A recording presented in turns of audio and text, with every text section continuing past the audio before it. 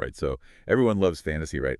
Epic battles and magic and Oh, yeah, definitely. but did you ever think about like where it all comes from? Like what if I told you some of it comes from this like super old book? Yeah, that's right. We're talking about a book that's centuries old. It's called the Black Book of Carmarthen.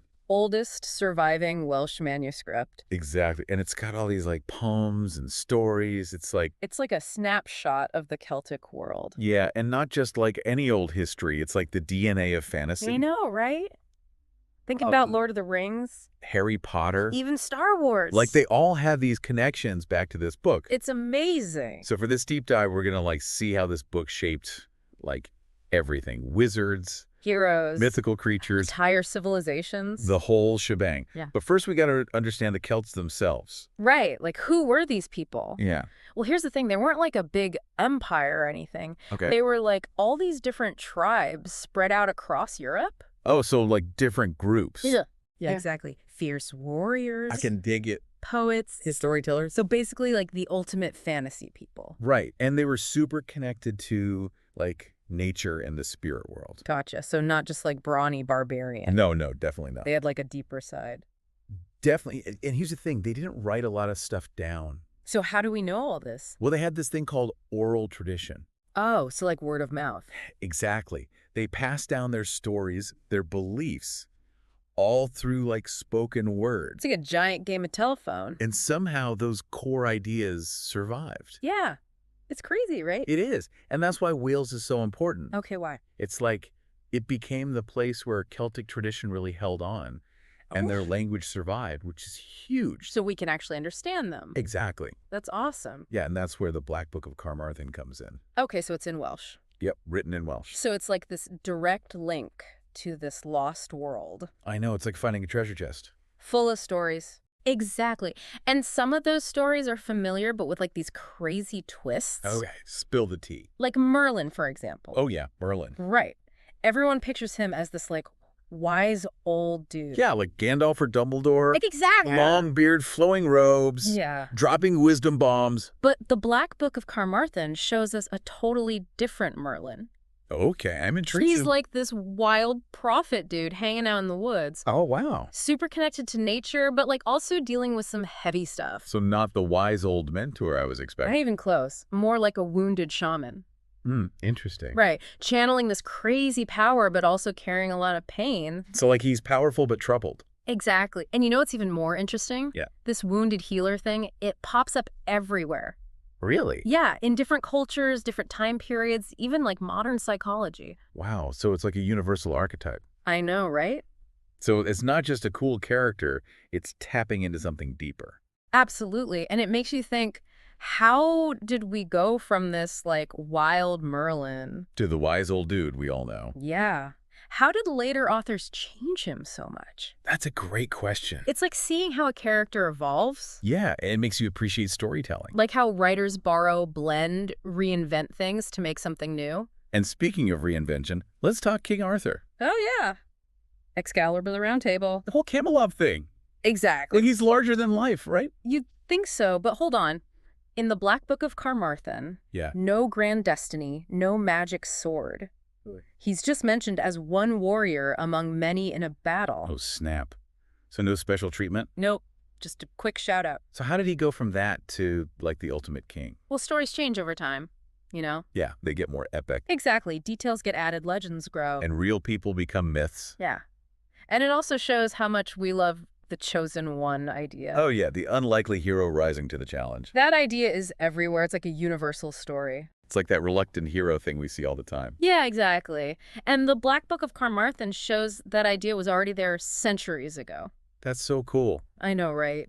And let's not forget, one of the best parts of fantasy. What's that? The creatures. Oh, yeah.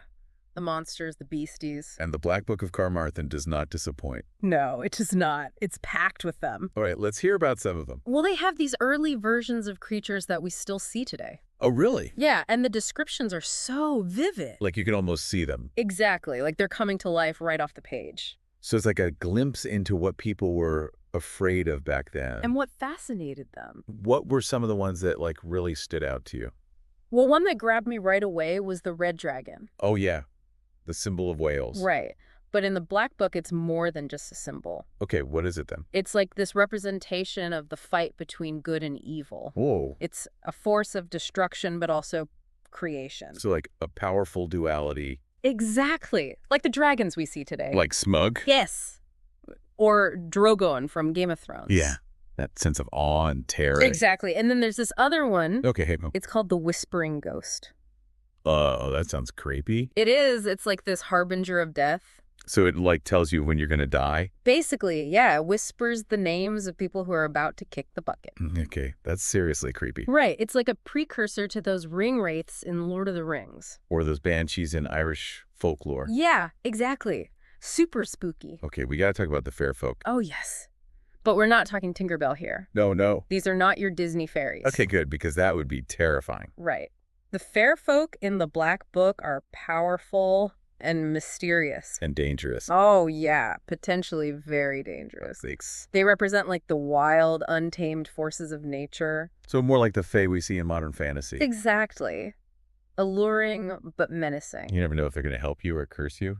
Exactly. What do you think makes those creatures so fascinating? I think it's the mystery, the unknown. Yeah. They represent the things we can't understand or control. That mix of wonder and fear, it gets us every time. So we've got wizards with secret struggles, kings who become legends and creatures that still freak us out. And it all comes from this one book. Yeah, the Black Book of Carmarthen. It's mind-blowing to think about how much it influenced storytelling. And it's not just about the characters and creatures. It's about the themes, the big ideas. Good versus evil. Fate and prophecy. The search for identity. It's all there. This book planted a seed. And it grew into this huge forest of modern fantasy. But it's not just about escaping reality. No, these stories are about the human experience. Yeah, they connect with us on a deeper level. You're right, they tap into our deepest fears and hopes. Our desire to understand the world. And our place in it. Those questions are just as important today as they were centuries ago. It's amazing that this old book can still speak to us like that. And that's what makes the Black Book of Carmarthen so special. It's not just a relic. It's a living testament to the power of stories. And how those stories shape us. Even if we don't realize it. It's like we're looking into the past. And seeing ourselves reflected back. Wow, that's deep. It is. And it's both comforting and challenging. How so? It reminds us that we're part of something bigger. Yeah, a long line of storytellers and stories. That stretches back centuries. It's humbling. Yes. And it makes you wonder what else is hidden in those pages. What other connections are waiting to be found? It's like we've just scratched the surface. I can't wait to dig deeper. Me too. There's so much more to explore. It's amazing how these like old stories can make us feel connected to the past, you know? I know. It's like we're right there with them, listening to those stories. Yeah. You know, one thing that I thought was really interesting was that the book wasn't just about telling stories. Oh, yeah. It was like really tied to the politics of the time. Oh, definitely. And there were some intense prophecies in there. Yeah. The Black Book of Carmarthen, it's got all these prophecies about like the fate of Wales and like fighting off invaders. Right, because this was like a time of a lot of turmoil, right? Totally different groups were fighting for power and control. So it's like the book was more than just predicting the future. Yeah, it was like a call to action, you know? Oh, wow. Well, a way to inspire people to resist and to keep hope alive. So it was like a rallying cry. Exactly. And a lot of those prophecies talked about a hero. Oh, interesting. Like a leader who would come and defend the land and bring back its glory. Like they were longing for someone to come and save them. Yeah, and you can see how those themes became so important in the King Arthur stories. Right, it's like the book laid the groundwork for this legendary hero. Exactly. The Black Book wasn't just recording history, it was shaping it, you know? It's like it was influencing people's beliefs. For generations. It's amazing how these stories had such a ripple effect. Right. From these early stories to the stories we tell today. But here's the thing. Not everyone could read these ancient manuscripts. True. So how did these stories spread? Like, how did they become so popular? That's where the bards come in. The bards. Yeah. They were like the rock stars of their day. Okay, so like traveling poets and storytellers. Exactly. They could like transport people with their words. So imagine them going from town to town telling these stories. It's like the ancient version of a movie premiere. Yeah, totally. And I bet those stories changed a bit with each telling. Oh, for sure. They got embellished. New details were added. And new layers of meaning. It's like a giant collaborative story. Right. each generation adding their own spin. Exactly. And as these stories spread, they mixed with other cultures and Oh, traditions. I bet. There must have been a lot of cultural blending going on. Oh, yeah, definitely.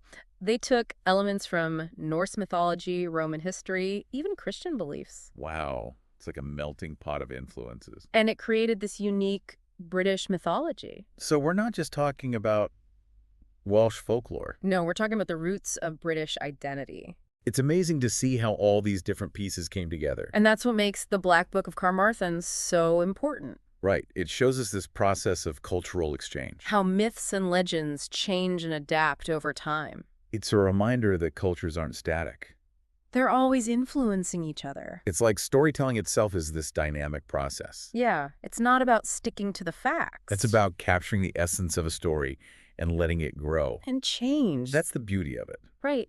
These stories aren't just objects, they're living things. They evolve with each retelling, They speak to something deep within us. something that goes beyond time and culture. Exactly.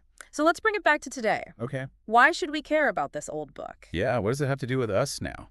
Because it's not just about the past, it's about understanding the present and the future. Okay, I like that. The stories in the Black Book, they're still relevant How so? because they talk about basic human needs. Our need for heroes, our need for adventure. Exactly, our search for meaning in this crazy world. Yeah, it's like they give us a guide for how to deal with life. Right. They show us these age-old struggles between good and evil and light and darkness. We're still dealing with those same issues today. Exactly. And these stories remind us that even when things are tough, there's still hope. Hope for what? Hope for redemption, for heroism, for a better future. It's a powerful message. It is. It reminds us that we're not alone in our struggles. That we're part of something bigger. A connection to generations past and future. And that's a powerful message, don't you think? It resonates with all of us. Yeah, I totally agree. It makes you realize that storytelling, it's not just entertainment. Right. It's a part of what makes us human It's how we understand the world, how we connect with each other. and how we find meaning in our lives. Exactly. And that's why the Black Book of Carmarthen, it's more than just an old book. It's a symbol of the power of stories And how those stories shape who we are. and who we want to be. So even if we haven't read the Black Book ourselves, We can still see its influence in the stories we tell today, in movies, books, video games. it's everywhere. It's like those ancient storytellers planted these seeds. And now we have this amazing world of modern fantasy. But it's not just about escaping reality. No, it's about asking the big questions, Exploring the human experience. using our imagination to make sense of the world. Yeah, it's like they're saying, hey, go out and make your own story. Exactly. But it's not just about like individual heroes, though, is it? No, I was just thinking about that. There's this whole sense of community, like shared history. Right, like we're all connected. The Black Book of Carmarthen, it's not just a bunch of random stories. It's like this tapestry Woven together. with shared experiences, beliefs, wisdom, It's like we're all part of something bigger. way bigger than ourselves, connected to all these stories that go way back, It's like we're carrying a piece of that history with us. even if we don't realize it. And that makes me think, like, how do these old archetypes and themes, how do they still matter today? That's a good question. I mean, we live in a totally different world now, right? Yeah, we do, but I think the answer is that human experience, it's pretty universal. Okay. The Black Book of Carmarthen, it connects with those deep emotions, you know? The struggles, the hope. The things that connect us all no matter what. So even if we haven't read the book, We've probably encountered those themes in other ways. through all the different versions and adaptations. Right. It's like Yeah. those stories have become part of us. Part of our culture. Think about it. The wise mentor, the reluctant hero, good versus evil, the mystery of the unknown. Yeah. Those ideas pop up everywhere in books, movies, art, music. It's like they're built into our DNA. They shape how we see the world and our place in it. So those old stories, they're not just entertainment. No, they're about understanding what it means to be human. They give us insights into who we are, And that's why we're still so drawn to them. even after all this time. They show us the hopes and fears and dreams that built our world. And those same things still drive us today. It's powerful stuff, It really makes you think about our shared humanity, doesn't it? All those things that connect us. despite all our differences. And I think that's one of the most important things about the Black Book of Carmarthen What's that? perspective. Okay. It reminds us that our lives are part of this huge The story story has been going on for ages. and will keep going long after we're gone. It's humbling. But also inspiring, right? Yeah, it really is.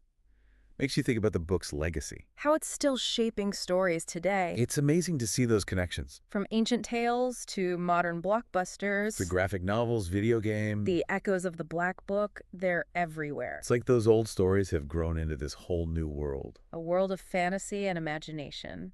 But it's not just about escaping reality. It's about asking the big questions. Exploring what it means to be human. Using our imaginations to figure out the world. So as we wrap up our deep dive into the Black Book of Carmarthen, Yeah. we're left with this sense of wonder And a deeper understanding of where fantasy comes from. and a whole new appreciation for how powerful stories can be. They connect us across time and cultures. It's been quite a journey. It has. And I hope it inspires people to find those hidden story treasures. Yeah, to explore the myths and legends that shaped our world. And to see how those stories can light up our own lives. And who knows, maybe some of our listeners will be inspired to tell their real stories, That would be amazing. to tap into that rich history of myth and legend, Because the best way to honor a story, is to tell a new one. well said. So we'll leave you with this. What stories are waiting to be told? What myths are out there waiting to be rediscovered? And what part will you play in the future of storytelling?